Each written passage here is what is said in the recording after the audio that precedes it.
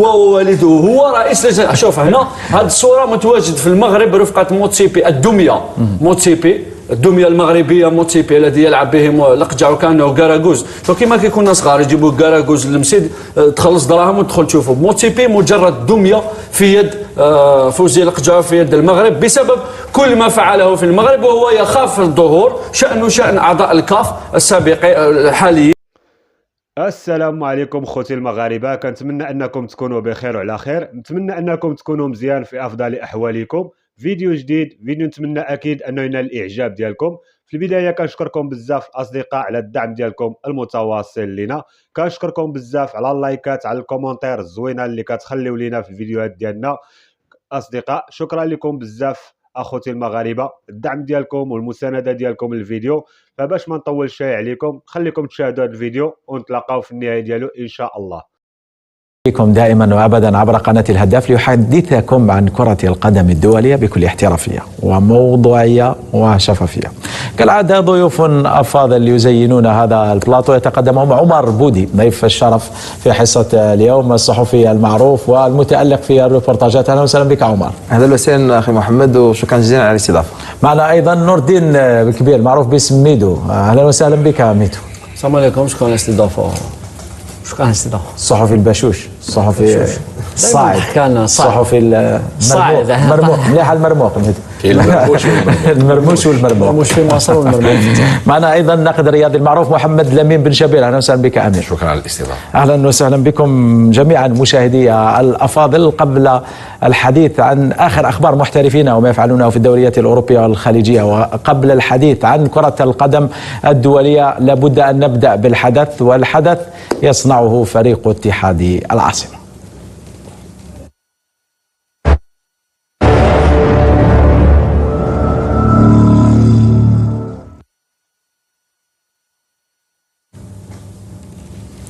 اهلا وسهلا بكم من جديد مشاهدي الاكارم. اذا برنامج اليوم نبداه بقضيه اتحاد العاصمه، هذا الفريق الذي سار على كل لسان هذا الاسبوع في الجزائر ولقي تضامنا منقطع النظير من الانديه الجزائريه. سافر اليوم الى المغرب وبالضبط الى مدينه وجده المغربيه عبر طائره خاصه للخطوط الجويه المصريه او مصر للطيران، ووصل الى مطار وجدة ثم توجه بعدها إلى مدينة بركان أين سيلعب مواجهته يوم الأحد القادم أمام نادي نهضة بركان في إطار إياب الدور نصف نهائي لكأس الكاف. اتحاد العاصمة كان قد قدم اليوم طعنا لدى الكاف بعد قرار لجنة المسابقات التابعة للاتحاد الإفريقي لكرة القدم التي منحت الفوز لنادي نهضة بركان 3 أهداف مقابل 0. أول مرة في التاريخ، سابقة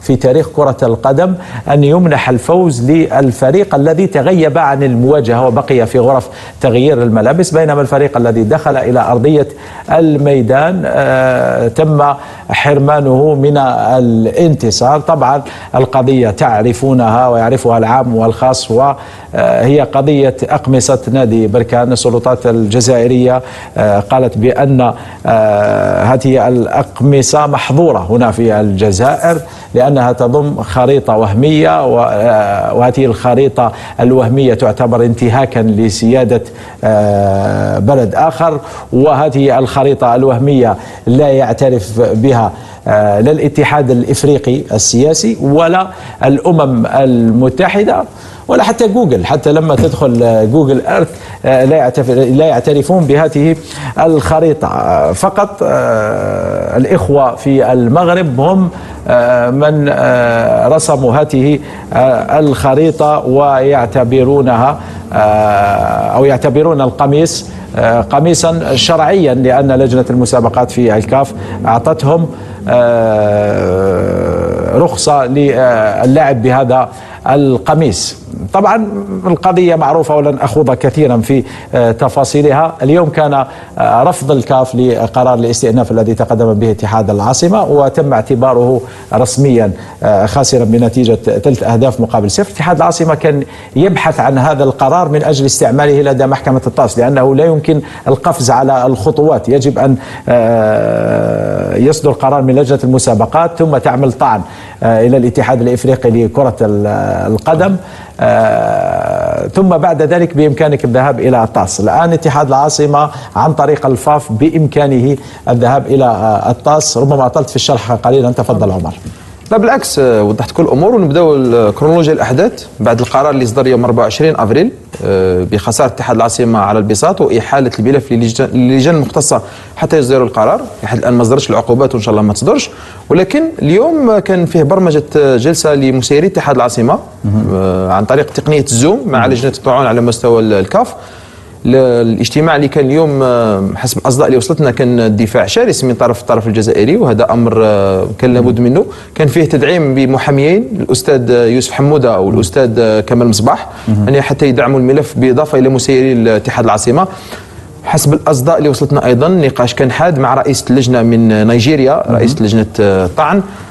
الطرف الجزائري تكلم على ضرورة أخذ بعين الاعتبار القميص وكيف تم تأهيله، ولكن رئيس اللجنة تفادت الحديث عن هذه النقطة، وكانت دائما تتحدث على الخسارة على البساط ب3-0 رغم كل المحاولات. لأن النقطة اللي ركز عليها الطرف الجزائري هي أن اتحاد الجزائر ما وقعش في المعايير الثلاثة اللي تخلي الفريق يخسر على البساط، ما رفضش اللعب ودخل أرضية الميدان وما غابش على اللقاء. يعني بأي سبب أو ما هو السند القانوني؟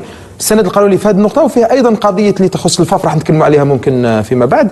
أنا نظن أن تواصلنا مع الأطراف بعد نهاية جلسة الزوم. أكيد الطرف الجزائري كان ينتظر أن القرار راح يكون بالرفض.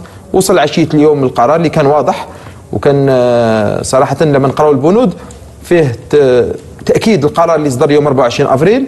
فيه حتى نقطة ثالثة وين تكلمت على أنه من غير المسموح يكون فيه طلبات أخرى. نظن هذه الوثيقة راح تكون الآن الاتجاه نحو محكمة التحكيم الدولية بلوزان الطاس من جانب اتحاد العاصمة، لأنه فيه أيضا طرف الاتحاد الجزائري الفاف أيضا، اللي أيضا منذ البداية يعني تواصلنا مع أطراف الفاف منذ بداية هذه القضية. كانت الاتحاد الجزائري كرة القدم حاضر، هو الذي نبه السلطات على أنه راح يكون فيه دخول بأقمصة تحمل خريطة وهمية. وأيضا الآن المعلومات اللي كانت أمس أن رئيس الاتحاد الجزائري وليد صادي رفقة السكرتير العام نذير بوزناد انتقلوا إلى لوزان من أجل وضع الملف. أنا نظن الآن فيه قضيتين، الفاف ضد الاتحاد الإفريقي لكرة القدم، وراح تكون فيه قضية أخرى الآن اتحاد العاصمة ضد الاتحاد الإفريقي على مستوى الطاس، وإن شاء الله تكون فيها خير إن شاء الله. اولا نكمل على كلام عمر باش ما نعاودش من البدايه. اولا اعتقد بانه رفض الطاس كان رفض الكاف للجنه الكاف كان واضح منذ البدايه. نعم. ما تقدرش الكاف اليوم تتراجع على كل الخطوات التي اتخذتها منذ الجمعه الماضي، موعد وصول فريق نهضة بركان إلى الجزائر بتلك الخريطة الوهمية. ما كانوش قادرين يتراجعوا، ما راحش يتراجعوا. اليوم المفر ولا الحل الآن متواجد على مستوى الطاس، تريبيونال اربيترال دو سبور. الطاس ستفصل، الطاس ستتعامل بقوانين الفيفا وتؤكد للكاف بأنه لا يوجد اتحاد قاري يمشي على الأهواء، لأنه فيه لا توتال تاع لا كاف سي لا فيفا. دونك الفيفا وضع قوانين تجبر كل الاتحاديات القاريه يعني لا كاف ولا اليوفا ولا باش تمشي تحت لوائها. وهنا تحدثنا بالقوانين الاسبوع الماضي بعد المباراه الاحد الماضي، تحدثنا على القانون 10 اليني 3 اليني 6 اللي يقول لك ممنوع منعا باتا حمل اي شعار سياسي في القميص.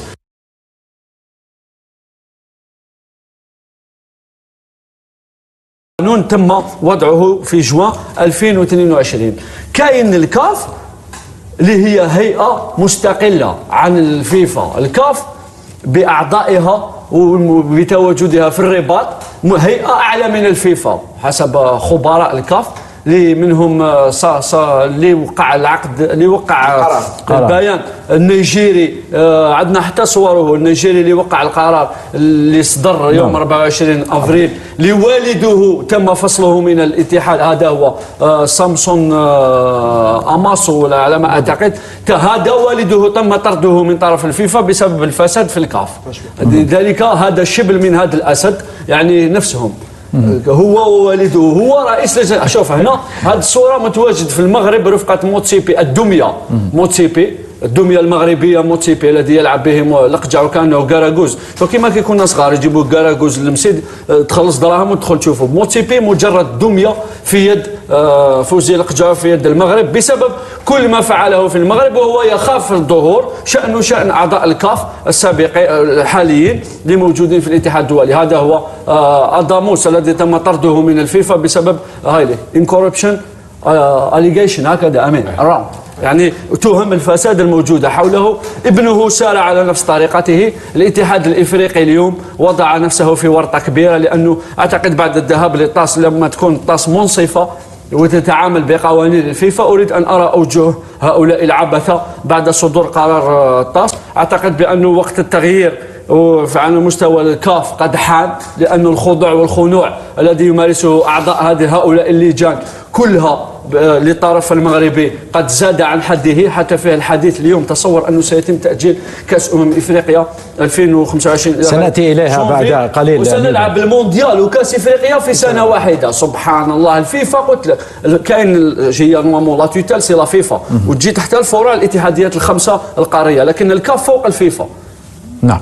أمين، تعليقك على رفض لجنة الطعون بالكاف للطعن الذي تقدم به اتحاد العاصمة. طبعا حتى يفهم الجميع، لأنه البعض لا يفقه كثيرا في هذه القوانين ويطرح أسئلة متكررة. اتحاد العاصمة نؤكد بأنه كان يجب أن يقوم بهذه الخطوات، لأن القوانين تجبرك على استلام القرار الأول من لجنة المسابقات، ثم بعد ذلك تعمل طعن لدى الكاف نفسها أمام لجنة الطعون. إذا تم رفض الطعن وتمسكت الكاف بقرار لجنة المسابقات، هنا يمكنك الآن أن تذهب إلى الطاس، وهو ما سيحدث حاليا. طبعا كل الجزائريين يعلمون جيدا بأنه لا خير سيأتي من الكاف، لأنها هيئة كروية مختطفة يعيث فيها الفساد فسادا، لذلك لا يمكن بأي حال من الأحوال أن تأمل منها خيرا أو شيئا جميلا يخص الجزائر. هناك رجال في الكاف لا يفوتون أي فرصة من أجل محاولة النيل من الجزائر، لكن هيهات ثم هيهات. القضية ما زالت مستمرة، والطاس هي التي ستكون الفيصل الآن في هذه القضية. هذا حتى يفهم الناس، لأنه يسألون دائما عن طاس تذهب إليها بعد أن تستوفي كل الإجراءات أمام الكاف. هذا هو القانون. تفضل آمين. لو لم يكن كذلك لما ذهبنا أصلا إلى الكاف ولا استبقنا الأمور وذهبنا مباشرة إلى الفيفا، لأننا نعلم أنهم مرتشون وأنهم فسد وأنهم عصابة تحكم دهاليز الاتحادية الإفريقية لكرة القدم. لا عجب، لأننا لازلنا في قارة إفريقيا، نتحدث عن قارة إفريقيا. الاستثناءات والعجب العجاب دائما يحدث في القارة الإفريقية. لا نشاهد مثل هذه القضايا في أوروبا ولا في أمريكا اللاتينية. دائما ما نشاهد مثل هذه المسرحيات وهذه التمثيليات في القارة الإفريقية. بيان الكاف اليوم واستكمال أو